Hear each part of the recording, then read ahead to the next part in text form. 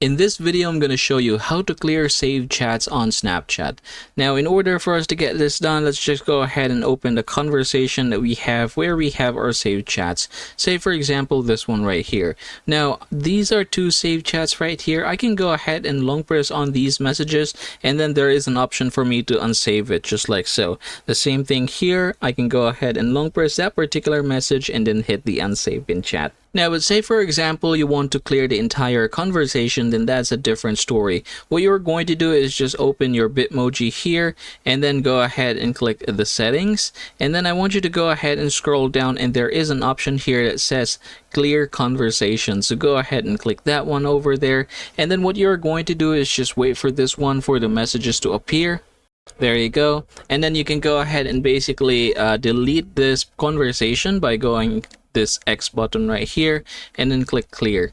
And after doing so, if you're going to head back to your conversation, you should be able to see that that conversation is no longer in there. And that, everybody, is how you are going to get this done. I hope this video helps you out.